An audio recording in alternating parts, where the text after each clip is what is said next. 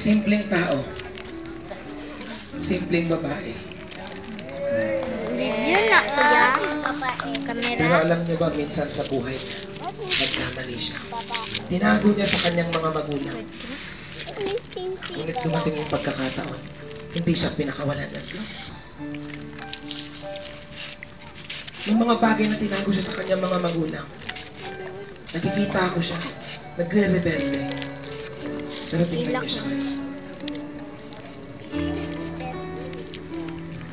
Ito ang pagpapatunay na ikaw, minsan sa buhay mo, nagrebelde ka man sa magulang, Zoom kuya. kaya kang baguhin ng Diyos.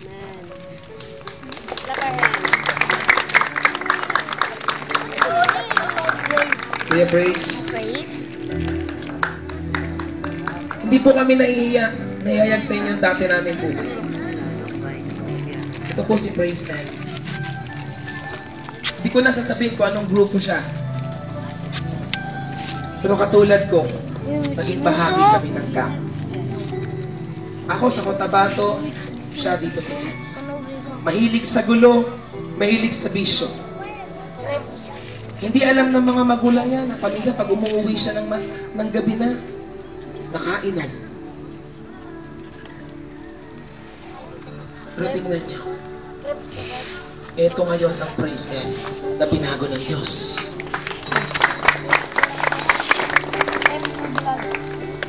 Isang panibagong buhay na binigay ng Diyos sa kanya. Kaya ngayon, buong buhay niya, inialay niya sa Diyos sa pamamagitan ng pagtutugtog ng gitara para sa kanya. Richie, I just call few.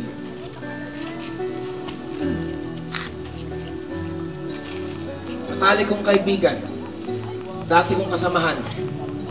Pareho kaming nagmula sa Cotabato. Mabait na bata. Wala kang kung titingnan mo ng malayuan, wala kang makitang mali. Pero sa kailaliman ng kanyang puso, basag na basag siya. Alam niya kung bakit? Siya ay nagmula sa isang broken family. Naghiwalay ang kanyang nanay at ang kanyang tatay. Kaya naiwan sa kanyang responsibilidad para sa kanyang mga kapatid.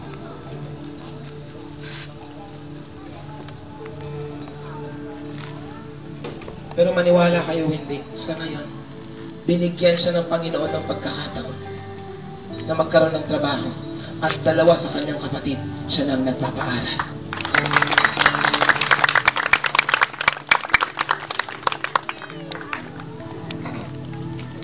Dahil binigyan niya ng pagkakataon ang Panginoon na maghari sa kanyang buhay. Mark, ito si Mark Lico, yung aming soundman.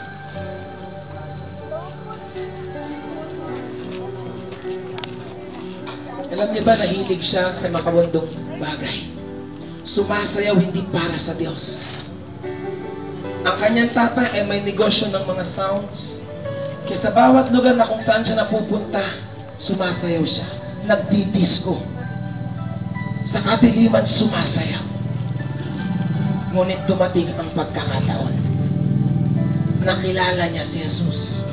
Ngayon, tugtuging makalangit ang kanyang iniaalay para sa lahat.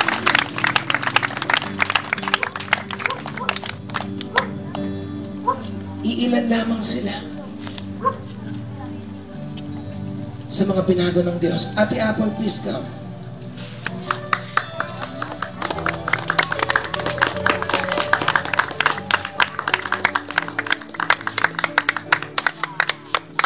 Masasabi ko si Ate Apple,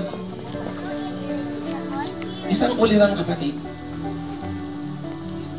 Modelo, hindi lamang dahil siya ay mutya ng pulumulok.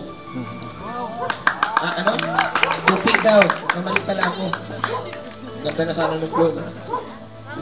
Pero alam niyo ba, minsan sa buhay niya, kamuntik siyang magkaroon ng maling desisyon.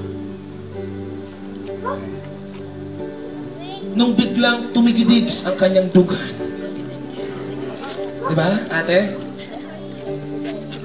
Ngunit dahil kilala niya ang Diyos, hanggang sa ngayon, single and available for the Lord. I'll tell you one thing. Kung gusto ninyo mapangasawa ang babaeng katulad niya, lumuhod kayo sa Panginoon at manalangin. Eto, Junbel.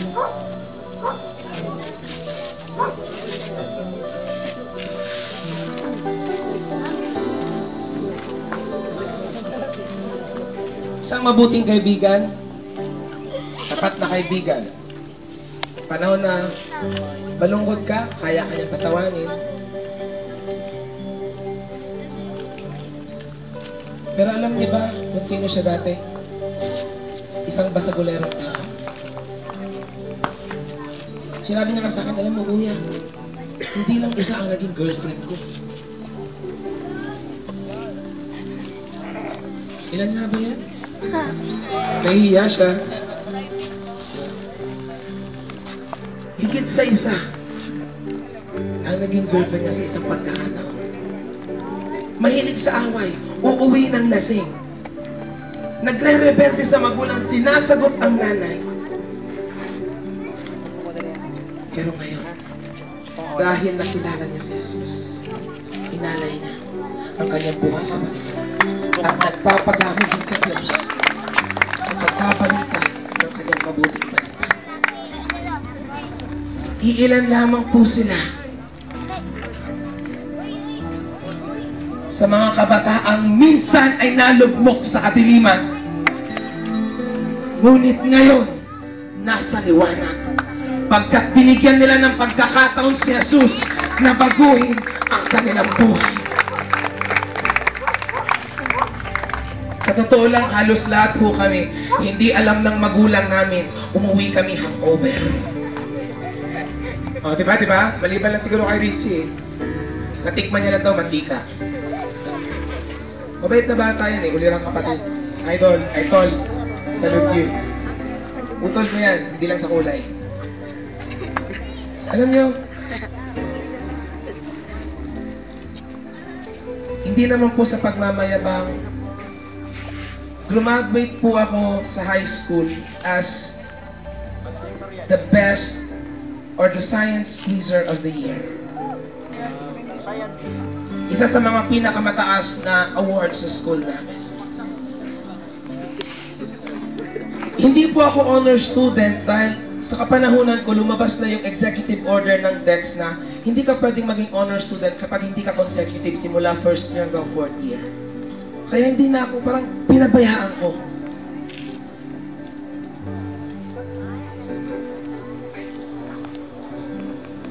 Yung mga grades ko, medyo okay naman. Nasa 85, 86. Pinakamataas ko po, 96.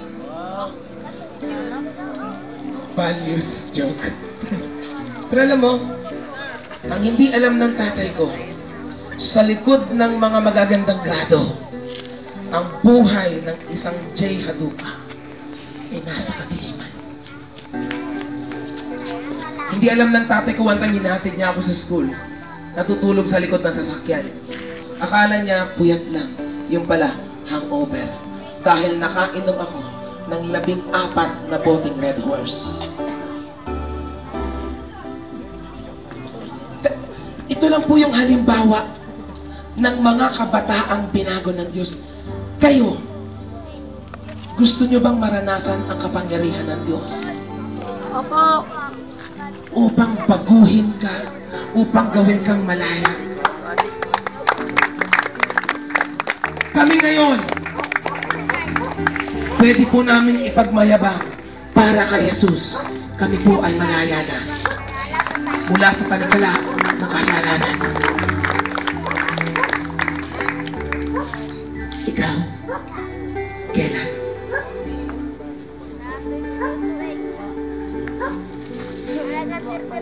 Ika nga ng mga aktivista,